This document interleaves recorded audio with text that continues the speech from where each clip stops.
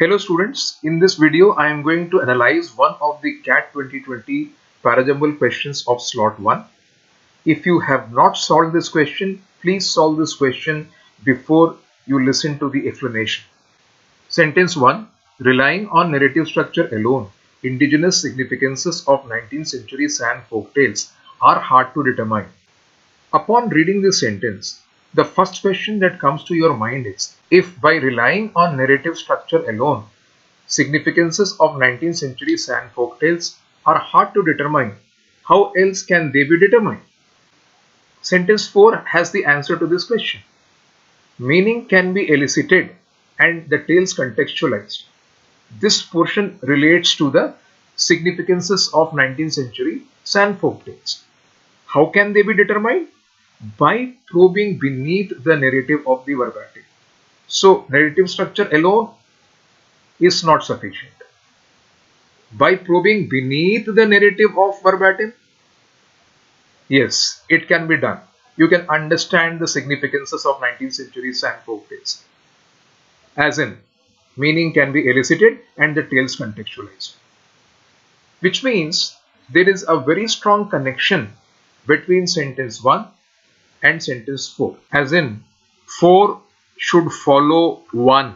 Sentence 3 says selected tales reveal that they deal with a form of spiritual conflict that has social implications and concern conflict between people and living or dead malevolent shamans.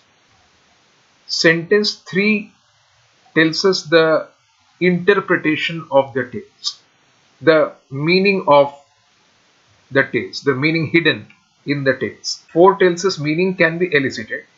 Sentence 3 tells us what that meaning is. Therefore, sentence 3 should come after sentence 4. What meaning has been elicited or what meaning has been found out? This is it. That the tales deal with a form of spiritual conflict that has social implications. This is number 1.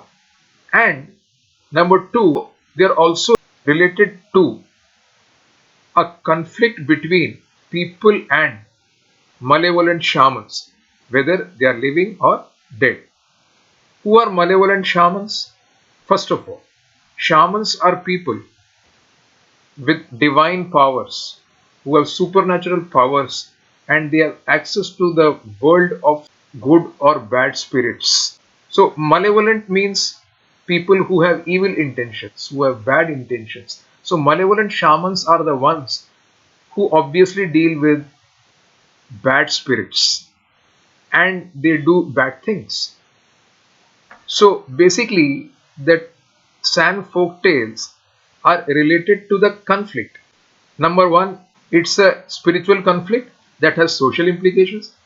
The second form of conflict is related to the conflict between the people and the malevolent shamans. Let's read sentence 2. Using their supernatural potency, benign shamans transcend the levels of sand cosmos in order to deal with social conflict and to protect material resources and enjoy a measure of respect that sets them apart from ordinary people. Sentence 2 tells us how the benign shamans. Who are the benign shamans? Shamans, I have already told you who they are. Benign shamans are the ones who have good intentions.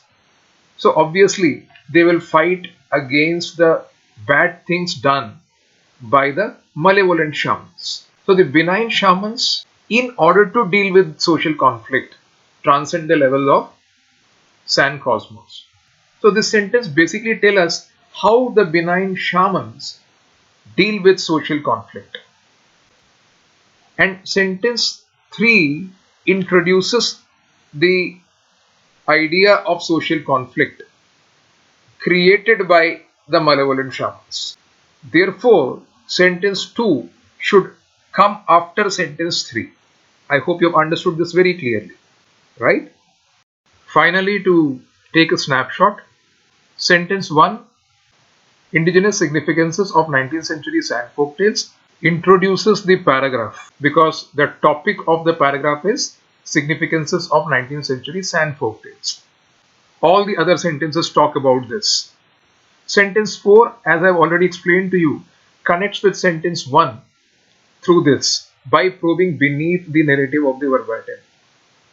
Sentence 3 connects with sentence 4 as it tells us what meaning can be elicited or found out. Sentence 2 tells us how the benign shamans deal with the conflict created by the malevolent shamans, and therefore 2 should come after 3. So the correct sequence would then be 1, 4, 3, 2.